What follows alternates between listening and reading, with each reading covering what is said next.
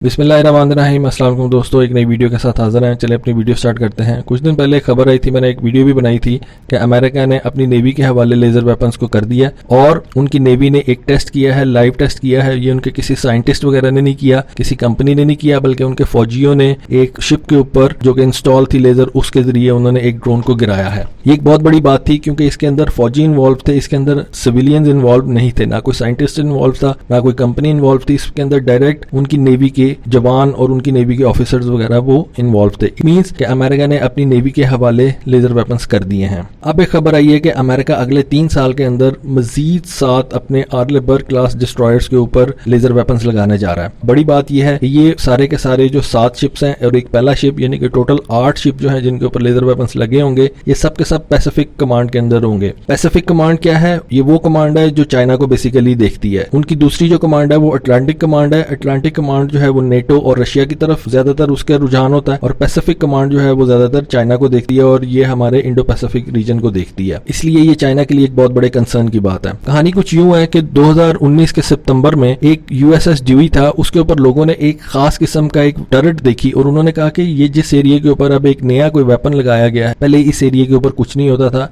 अब ये एक नई चीज इसके ऊपर इंस्टॉल कर दी गई है। लोग जब कोई तस्वीर आती है तो उसको बड़े गौर से देखते हैं, एनालाइज करते हैं कि ये जो चीज थी ये पहले नहीं थी और अब इस तस्वीर के अंदर है।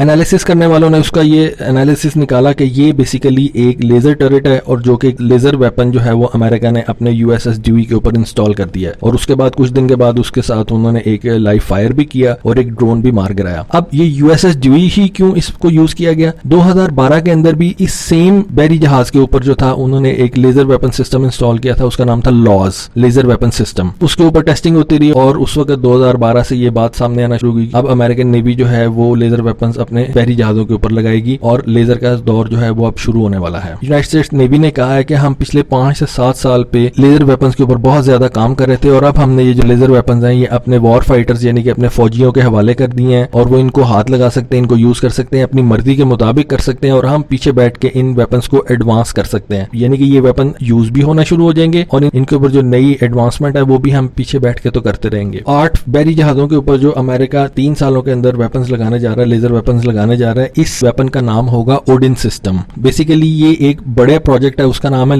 Navy laser family of systems. उसका एक सब प्रोजेक्ट है। ये बहुत ज्यादा पावरफुल लेजर तो नहीं है, इसकी जो एग्जैक्ट पावर है उसको उन्होंने क्लासिफाई रखा है और किसी को भी बताया नहीं। ये ना सिर्फ ऑफेंसिव बल्कि ये एज ए डिफेंसिव वेपन भी यूज किया जाएगा। आज तक हमें सिर्फ ये पता था कि लेजर जो है वो जस्ट एक ऑफेंसिव वेपन है, लो पावर लेजर है, उसको हम एज ए डिफेंसिव वेपन भी यूज करेंगे to blind electro optical systems और इंफ्रारेड ऑप्टिकल सिस्टम्स, यानी कि जो एंटी शिप क्रूज मिसाइल्स होते हैं या और भी कोई मिसाइल्स या बॉम्ब्स वगैरह एनिमी यूज करेगा जिनके ऊपर इलेक्ट्रो ऑप्टिकल सिस्टम यूज होंगे या इंफ्रारेड ऑप्टिकल सिस्टम यूज होंगे तो उनको हम ब्लाइंड कर देंगे। कोई ऐसे कैमरास दुश्मन यूज करता है जो कि इंटेलिजेंस, सर्वेलेंस और रिकॉनेसेंस के लिए यूज करता है, किसी शिप के ऊपर, किसी मैरीटाइम पेट्रोल एयरक्राफ्ट के ऊपर या किसी भी ड्रोन के ऊपर अगर एनिमी कोई ये चूज करता है तो उनके ऊपर हम ये लेजर मार के उनको ब्लाइंड कर देंगे, उनको अंधा कर देंगे और उसको ऑफ टारगेट कर देंगे ताकि वो हमारे शिप को ना आके लगे। इससे ये साफ जाहिर होता है कि अमेरिका ना सिर्फ लेजर वेपन को एज ए ऑफेंसिव भी यूज करेगा और बल्कि ज्यादातर इस वक्त जो है शुरू में वो इसको as a defensive weapon use करेगा। मैंने पहले आपको बताया कि अमेरिका की जो पैसिफिक कमांड है वो सारे के सारे ये 8 जहाज जो है उसको यूज करेगी। ये चाइना के लिए वरी की बात है। हुआ क्या था कि 2020 के फरवरी में अमेरिकन नेवी ने एक इंस्टाग्राम पे पोस्ट किया। पोस्ट ये थी कि you don't want to play laser tag with us. ये उन्होंने चाइना को पैगाम दिया था। चाइना के एक डिस्ट्रॉयर ने अमेरिका के P-8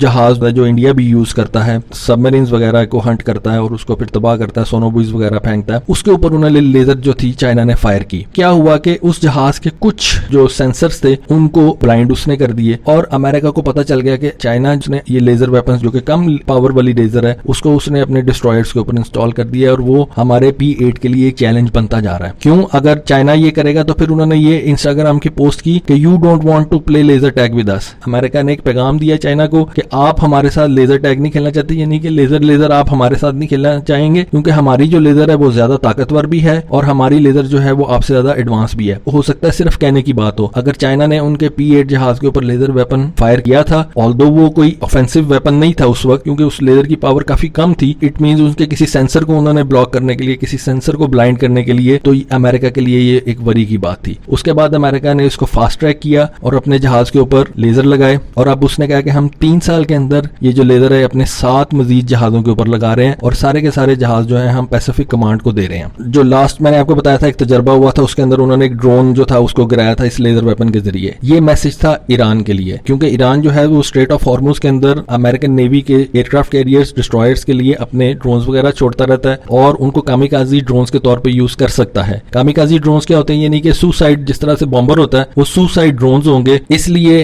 अमेरिका ने लेजर के साथ ड्रोन को मारने का, ड्रोन को गिराने का तजर्बा किया ताकि ईरान को एक मैसेज चला जाए कि आप अपने जो ड्रोन्स हैं उनको आप अपने पास रखें, हमारे पास एक ऐसा वेपन आ गया जिससे हम एट ए टाइम काफी ज्यादा ड्रोन जो है उनको मुकाबला कर सकते हैं। एक बात समझाना चाहता हूं कि लेजर वेपन जो सबसे ज्यादा कामयाब है नेवल शिप्स के ऊपर है। क्यों? लेजर वेपन जो है उसको बहुत ज्यादा एनर्जी चाहिए होती है और लैंड के ऊपर इतनी ज्यादा एनर्जी आप लेके उसको मूव नहीं कर सकते। शिप्स के ऊपर आप बड़े बड़े कई शिप्स ऐसे होते हैं जिनके ऊपर आप न्यूक्लियर रिएक्टर्स जो है उनको रख सकते हैं, जैसे कि एयरक्राफ्ट कैरियर होते हैं उनके ऊपर आप न्यूक्लियर रिएक्टर्स रख सकते हैं और वो न्यूक्लियर पावर्ड होते हैं। इनको जो एनर्जी चाहिए होती है वो बहुत ज्यादा चाहिए होती है लेजर वेपन्स को। उसके लिए अगर कोई ऐसा जहाज है, कोई ऐसा डिस्ट्रॉयर है, कोई ऐसा एयरक्राफ्ट कैरियर है के ऊपर न्यूक्लियर पावर हो तो उसको वो एनर्जी बहुत ज्यादा दे सकता है। और इस वजह से अमेरिकन नेवी जो है उसने सबसे पहले आप कह सकते हैं कि नेवी को ये लेजर वेपन्स दिए हैं, एयरफोर्स से भी पहले और आर्मी से भी पहले। तो दोस्तों थोड़ी सी इन्फॉर्मेशन थी, होपफुली आपको अच्छी लगी होगी, आपके नॉलेज में इजाफा हुआ होगा। तो अगर वीडियो अच्छी लगी है तो प्लीज इसको लाइक करें, कमेंट करें और आगे शेयर भी कर दें।